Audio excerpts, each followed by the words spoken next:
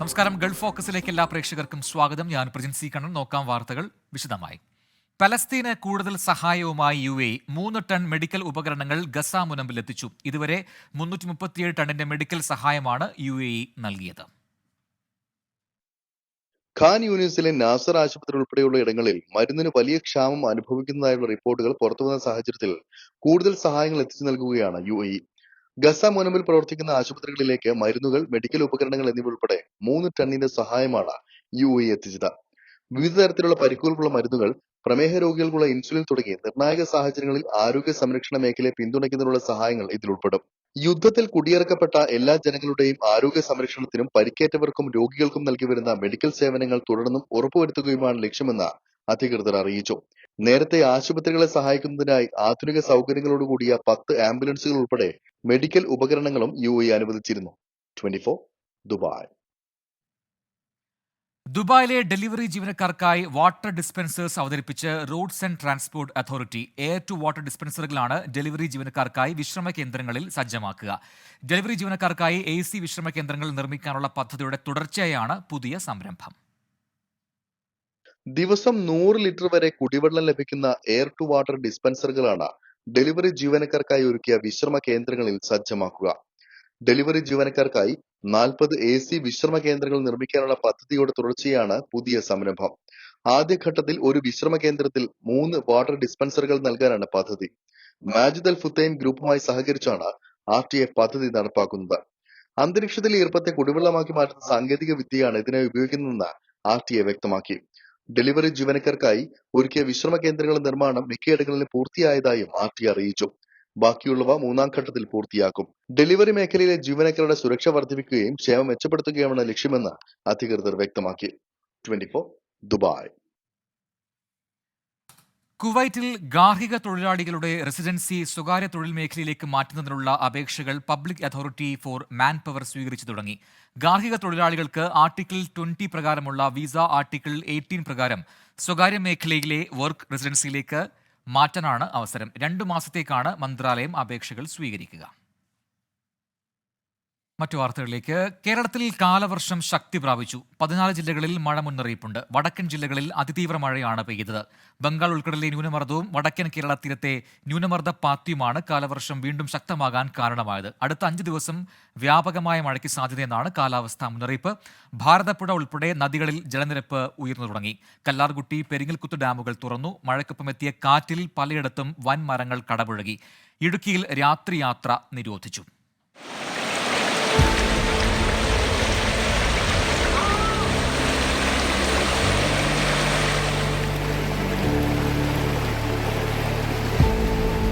പന്തളത്താണ് വൈകുന്നേരം 4 മണിയോടെ മിന്നൽ ചുഴലിക്കാറ്റുണ്ടായത്. യക്ഷിവിളക്കാവിന് സമീപം 10 ഇലക്ട്രിക് പോസ്റ്റുകൾ ഒടിഞ്ഞു വീണു. മരങ്ങൾ കടപുഴകി വീണ് റാന്നിയിലെ കുളത്തിൽ വീട്ടിൽ മനോജിന്റെ വീട് ഭാഗികമായി തകർന്നു. കനത്ത മഴയിൽ പാലക്കാട് കാക്കത്തറയിൽ ഇളയപുരയ്ക്കൽ സരോജിനിയുടെ വീട് തകർന്നു വീണു. സരോജിനിയും മകനും മാത്രമായിരുന്നു ഈ സമയത്ത് വീട്ടിലുണ്ടായിരുന്നത്. ഇവർ അത്ഭുതകരമായി രക്ഷപ്പെട്ടു.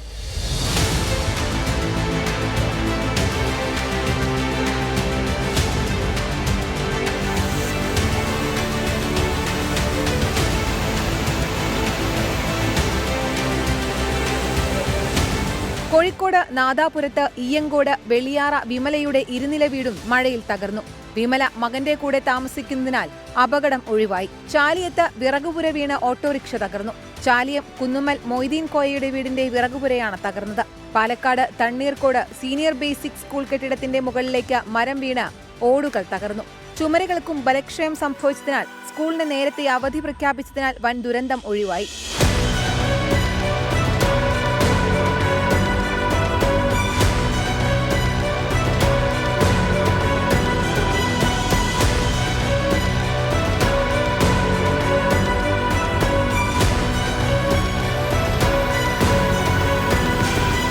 കോട്ടയം ജില്ലയിലും മഴ കനത്ത നാശം വിതച്ചു. ചിങ്ങവനം കനകക്കുന്നിൽ വീടിന് മുകളിലേക്ക് മരം കടപുഴകി വീണു. പാമ്പാടി ചെമ്പക്കരയിൽ സ്കൂട്ടർ യാത്രികരുടെ മുകളിലേക്കാണ് മരം വീണത്. വൈക്കത്ത് വെച്ചൂർ റോഡിൽ കാറുകളുടെ മുകളിലേക്ക് മരം വീണു. എറണാകുളം എടക്കാട്ടുവയലിൽ മഴയിൽ വ്യാപക നാശനഷ്ടമുണ്ടായി. മരങ്ങൾ വീണ് ഗതാഗതം തടസ്സപ്പെട്ടു. വൈദ്യുത ബന്ധം തകരാറിലായി.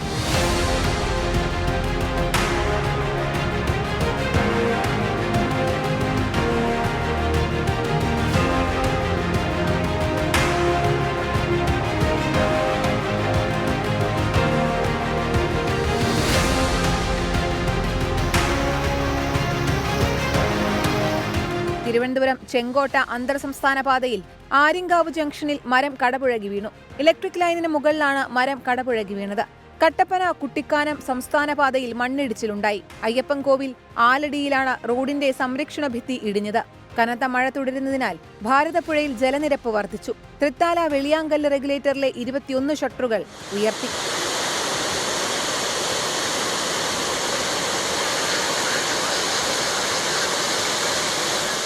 News desk 24.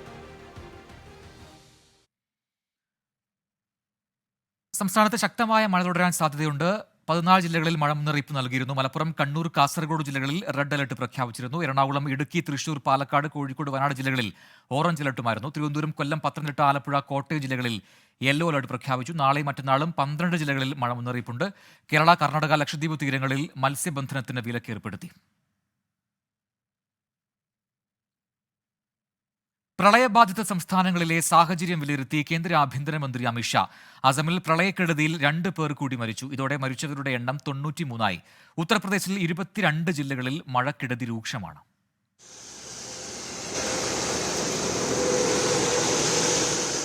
പ്രളയബാധിത സംസ്ഥാനങ്ങളായ അസം, ഉത്തർപ്രദേശ്, ബീഹാർ എന്നിവിടങ്ങളിലെ സ്ഥിതിഗതികൾ കേന്ദ്ര ആഭ്യന്തരമന്ത്രി അമിത്ഷാ വിലയിരുത്തി.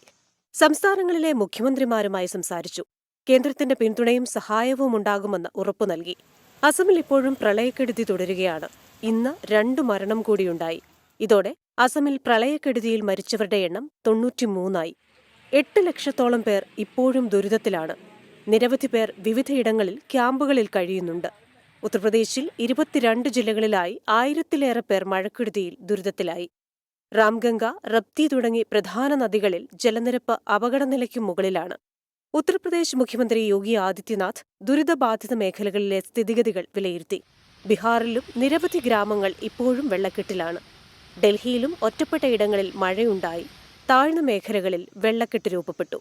24 ഡൽഹി. കൊങ്കൺ പാതയിലെ രത്നഗിരി സെക്ഷനിൽ റെയിൽവേ ട്രാക്കിൽ മണ്ണിടിഞ്ഞ് ട്രെയിൻ ഗതാഗതം തടസ്സപ്പെട്ടു. കേരളത്തിലൂടെ കടന്നുപോകുന്ന 4 ട്രെയിനുകൾ റദ്ദാക്കി. 8 ട്രെയിനുകൾ വഴിതിരിച്ചുവിട്ടു. മഴ തുടരുന്നത് മണ്ണ് നീക്കം ചെയ്യുന്നതിന് വെല്ലുവിളിയാണെന്ന് റെയിൽവേ അറിയിച്ചു. കൊങ്കൺ പാതയിൽ ഇന്നലെ രാത്രി വീണ്ടും മണ്ണിടിഞ്ഞതോടെയാണ് ട്രെയിൻ ഗതാഗതം പൂർണ്ണമായും തടസ്സപ്പെട്ടത്. മണ്ണ് നീക്കാനുള്ള ശ്രമം തുടരുകയാണ്. ഇന്ന് ലോകമാന്യ തിലകിൽ നിന്നും തിരുവനന്തപുരത്തേക്കും ബുധനാഴ്ച തിരുവനന്തപുരത്തു നിന്നും ലോകമാന്യ തിലകിലേക്കുമുള്ള നേത്രാവതി എക്സ്പ്രസ് സർവീസ് റദ്ദാക്കി. ഇന്നലത്തെ ലോകമാന്യ തിലക് കൊച്ചുവേളി ഗരീബ് രഥും വ്യാഴാഴ്ചയിലെ കൊച്ചുവേളി ലോകമാന്യ തിലക് ഗരീബ് രഥും സർവീസ് നടത്തില്ല. Nizamuddin Thiruvananthapuram Rajdhani, Nizamuddin Ernakulam express, Gandhidham Nagercoil express, Nizamuddin Ernakulam express, Ernakulam Nizamuddin express, Kochuveli Porbandar express, Ernakulam Ajmer Marusagar express, Amritsar Kochuveli express എന്നീ ട്രെയിനുകളാണ് വഴിതിരിച്ചു വിട്ടത്. നിയന്ത്രണം മലബാറിലെ യാത്രക്കാരെയും കാര്യമായി ബാധിക്കുന്നുണ്ട്. 24 കോഴിക്കോട്. തിരുവനന്തപുരം ആമിഴഞ്ചാൻ തൊട്ടിൽ ഒഴുക്കിൽപ്പെട്ട് മരിച്ച ശുചീകരണ തൊഴിലാളി എൻ ജോയിയുടെ മൃതദേഹം സംസ്കരിച്ചു. മാരായമുട്ടത്തെ വീട്ടുവളപ്പിലായിരുന്നു സംസ്കാരം. അന്തിമയാത്ര അർപ്പിക്കാൻ ആയിരങ്ങളാണ് എത്തിയത്. ജോയിയുടെ കുടുംബത്തിന് അടിയന്തര ധനസഹായം നൽകാൻ സർക്കാരിനോട് ശുപാർശ ചെയ്തതായി മേയർ ആര്യ രാജേന്ദ്രൻ പറഞ്ഞു. 47 മണിക്കൂറത്തെ തെരച്ചിലിനൊടുവിൽ ഇന്ന് രാവിലെയാണ് ജോയിയുടെ മൃതദേഹം തകരപ്പറമ്പിന് സമീപം പൊങ്ങിയത്. ജീർണിച്ച നിലയിലായിരുന്നു മൃതദേഹം. പോസ്റ്റ്മോർട്ടം നടപടികൾക്കായി മൃതദേഹം മെഡിക്കൽ കോളേജിലെത്തിച്ചു. മന്ത്രിമാരും മേയറും ജനപ്രതിനിധികളും മെഡിക്കൽ കോളേജിലെത്തി. 3 ദിവസം രാപ്പകലില്ലാതെ ശ്രമിച്ചിട്ടും ജോയിയുടെ ജീവൻ രക്ഷിക്കാനാകാത്തതിൽ മേയർ ആര്യ രാജേന്ദ്രൻ വിങ്ങിപ്പൊട്ടി.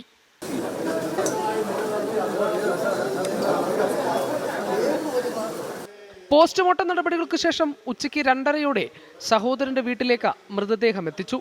ഏക ആശ്രയമായിരുന്ന മകന്റെ മടങ്ങിവരവ് പ്രതീക്ഷിച്ചിരുന്ന അമ്മ മെൽഹിയുടെ മുന്നിലെത്തിയത് ചേതനയറ്റ ശരീരം.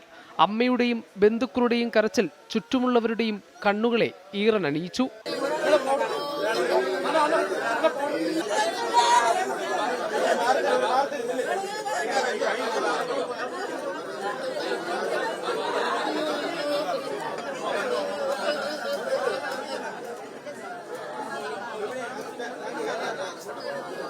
കുടുംബത്തിന് അടിയന്തര ധനസഹായം നൽകണമെന്ന് സർക്കാരിനോട് ആവശ്യപ്പെട്ടതായി മേയർ ആര്യ രാജേന്ദ്രൻ. മുഖ്യമന്ത്രിയുടെ നിർദ്ദേശപ്രകാരം രാവിലെ തന്നെ ജില്ലാ കളക്ടറോട് അതിന്റെ റിപ്പോർട്ട് ആവശ്യപ്പെട്ടിരുന്നു. ബഹുമാന്യനായ കളക്ടർ രാവിലെ തന്നെ ധനസഹായം നൽകണം എന്ന റിപ്പോർട്ട് MLA കത്തിന്റെ അടിസ്ഥാനത്തിൽ തന്നെ ആ റിപ്പോർട്ട് ഗവൺമെന്റിലേക്ക് എത്തിച്ചിട്ടുണ്ട്. കുടുംബത്തിനുള്ള ധനസഹായം സംബന്ധിച്ച് അടുത്ത മന്ത്രിസഭാ യോഗത്തിൽ തീരുമാനമെടുക്കും. റെയിൽവേ പ്ലാറ്റ്ഫോമിനടിയിലെ മാലിന്യം നീക്കുന്നത് സംബന്ധിച്ചും ഉടൻ തീരുമാനമുണ്ടാകും. ഇവിടെ നിന്നുമാണ് ജോയി ശുചീകരണ പ്രവർത്തനങ്ങൾക്കായി തിരുവനന്തപുരം നഗരത്തിലേക്ക് എത്തിയത്. മടങ്ങി വരുമെന്ന ഉറപ്പിന്മേൽ. അപകട വാർത്ത എത്തുമ്പോഴും മടങ്ങി വരുമെന്ന പ്രതീക്ഷ കുടുംബത്തിനുണ്ടായിരുന്നു. പക്ഷേ മടങ്ങിയെത്തിയില്ല. മാലിന്യ കൂമ്പാരം ജീവനെടുത്തു. ഹരികൃഷ്ണൻ, 24, തിരുവനന്തപുരം. തിരുവനന്തപുരം ആമിഴഞ്ചാൻ തൊട്ടിൽ ശുചീകരണ തൊഴിലാളി മരിച്ച സംഭവത്തിൽ രാഷ്ട്രീയ വാക്പോര്. മഴക്കാലപൂർവ്വ ശുചീകരണത്തിൽ സർക്കാർ ഗുരുതര വീഴ്ച വരുത്തിയെന്ന് പ്രതിപക്ഷം കുറ്റപ്പെടുത്തി. ദുരന്തമുണ്ടാകുമ്പോൾ പോലും രാഷ്ട്രീയ മുതലെടുപ്പിനാണ് പ്രതിപക്ഷം ശ്രമിക്കുന്നതെന്ന് മന്ത്രിമാർ പ്രതികരിച്ചു. മഴക്കാല ശുചീകരണ പ്രവർത്തനം നിയമസഭയിൽ പ്രതിപക്ഷം ഉന്നയിച്ച വിഷയമാണെന്ന് പ്രതിപക്ഷ നേതാവ് VD സതീശൻ. സർക്കാർ നോക്കുകുത്തിയാകുന്നു. കോർപ്പറേഷനും റെയിൽവേയും തമ്മിലുള്ള പ്രശ്നം തീർപ്പാക്കണം. സംസ്ഥാനത്ത് വകുപ്പുകൾ തമ്മിൽ ഏകോപനമില്ലെന്നും പ്രതിപക്ഷ നേതാവ്. ഇത് ഏതെങ്കിലും ഒരു വകുപ്പ് മാത്രം ചെയ്യേണ്ടതല്ല എന്ന് ഞങ്ങൾ പറഞ്ഞു. ഏകോപനമുണ്ടാകണം വകുപ്പുകൾ തമ്മിൽ. തദ്ദേശ സ്വയംഭരണ വകുപ്പ്, ആരോഗ്യ വകുപ്പ്, വിവിധ വകുപ്പുകൾ തമ്മിലുള്ള ഏകോപനം കേരളത്തിൽ ഉണ്ടായില്ല. ഇത് ഞങ്ങൾ ചൂണ്ടിക്കാണിച്ചപ്പോൾ ഞങ്ങളെ പരിഹസിച്ചു.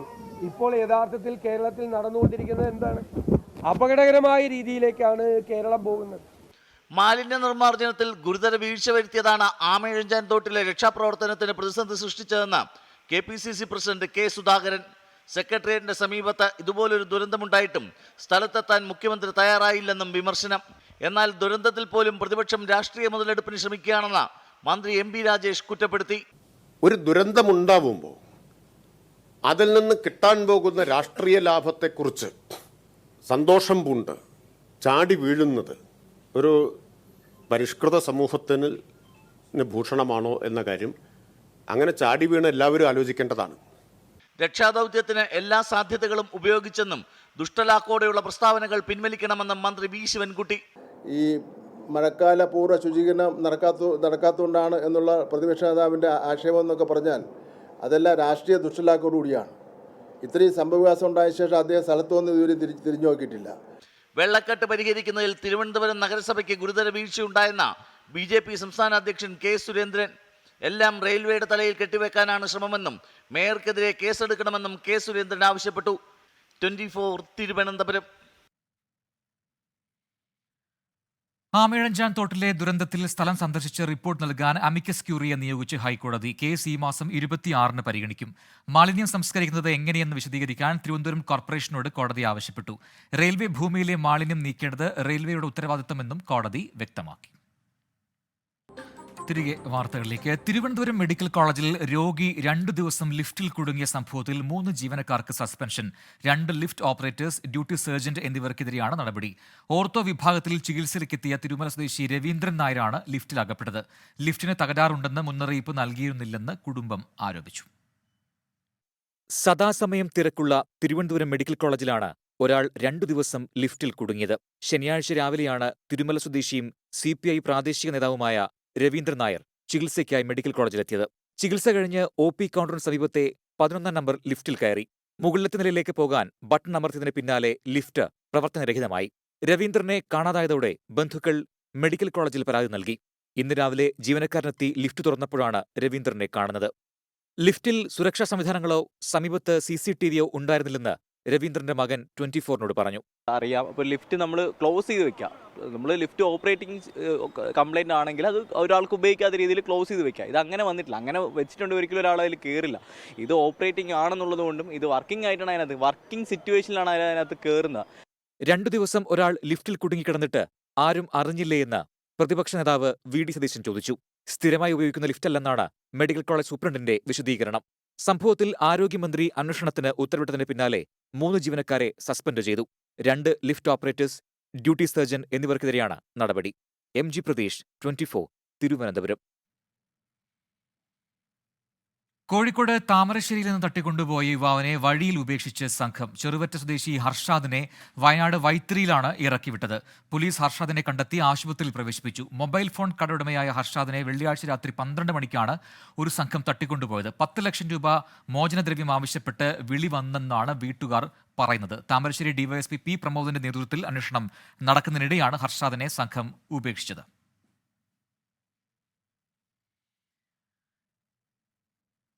വിപണി ഇടപെടലിനായി സപ്ലൈകോയ്ക്ക് 100 കോടി രൂപ അനുവദിച്ച് ധനകാര്യ വകുപ്പ്. കരാറുകാരുടെ കുടിശ്ശിക തീർക്കാനും ഈ തുക വിനിയോഗിക്കാം. ഇതോടെ സപ്ലൈകോയുടെ പ്രതിസന്ധിക്ക് താൽക്കാലിക പരിഹാരമാകും.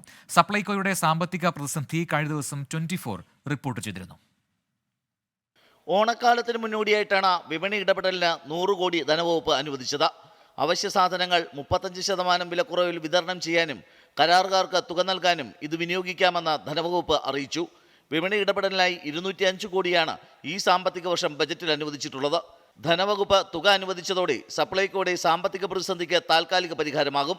സപ്ലൈകോ ഔട്ട്ലെറ്റുകളിൽ സാധനങ്ങൾ തീരുകയും കരാറുകാർ കുടിശ്ശിക ലഭിക്കാത്തതിനെ തുടർന്ന് ടെൻഡറിൽ നിന്ന് വിട്ടുനിൽക്കുകയും ചെയ്തതോടെ പ്രതിസന്ധി രൂക്ഷമായിരുന്നു.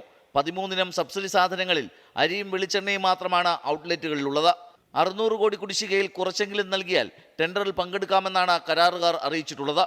തുക അനുവദിച്ചതോടെ ഓണക്കാലത്തേക്ക് സാധനങ്ങൾ സംഭരിക്കാനും വിപണി ഇടപെടൽ നടത്താനും സപ്ലൈകോയ്ക്ക് കഴിയും. 24 തിരുവനന്തപുരം. IAS തലത്തിൽ അഴിച്ചുപണി. തിരുവനന്തപുരം കലക്ടർ ജെറോമിക് ജോർജിനെയും ഇടുക്കി കലക്ടർ ഷീബാർ ജോർജിനെയും മാറ്റി. അനുകുമാരിയാണ് തിരുവനന്തപുരത്തിന്റെ പുതിയ കലക്ടർ. കോട്ടയം കലക്ടർ വി വിഘ്നേശ്വരിയെ ഇടുക്കിയിലേക്ക് സ്ഥലം മാറ്റി. ജോൺ വി സാമുലാണ് കോട്ടയത്തെ പുതിയ കലക്ടർ. CPIയെ പിടിച്ചുകുലുക്കി ഒളി ക്യാമറ വിവാദം. സംസ്ഥാന എക്സിക്യൂട്ടീവ് അംഗത്തിന്റെയും മഹിളാ സംഘം നേതാവിന്റെയും സ്വകാര്യ ദൃശ്യങ്ങൾ പകർത്തിയെന്ന് പാർട്ടി നേതൃത്വത്തിന് പരാതി. കോട്ടയം ജില്ലാ കമ്മിറ്റി ഓഫീസിലെ ഒളി ക്യാമറ ദൃശ്യങ്ങളാണ് പരാതിക്ക് ആധാരം. ആരോപണ വിധേയനായ നേതാവിനെതിരെ പ്രാഥമിക നടപടിയെടുത്തു. പരാതിയുടെ പകർപ്പ് 24 ലഭിച്ചു. 24 എക്സ്ക്ലൂസീവ്.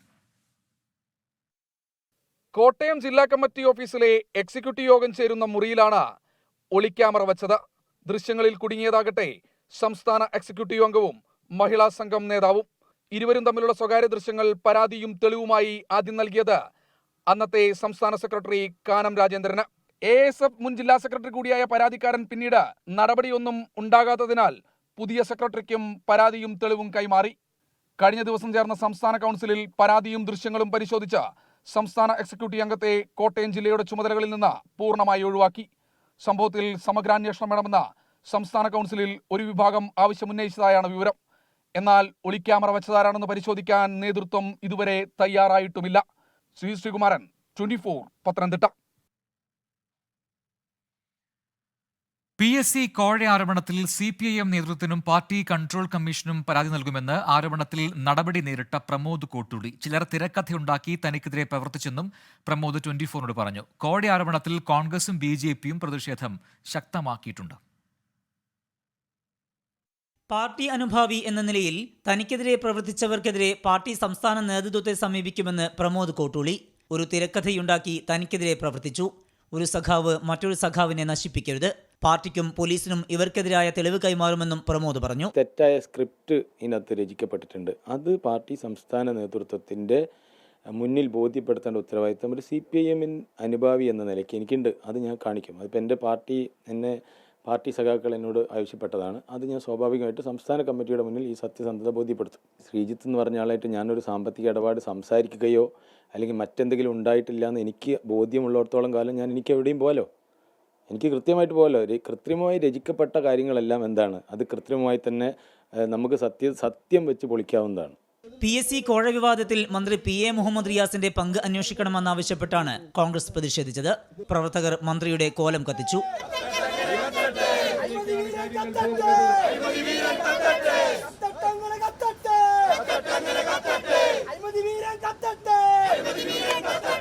കോഴ ആരോപണത്തിൽ സമഗ്ര അന്വേഷണം ആവശ്യപ്പെട്ട് BJP കോഴിക്കോട് കലക്ട്രേറ്റിലേക്ക് മാർച്ച് നടത്തി.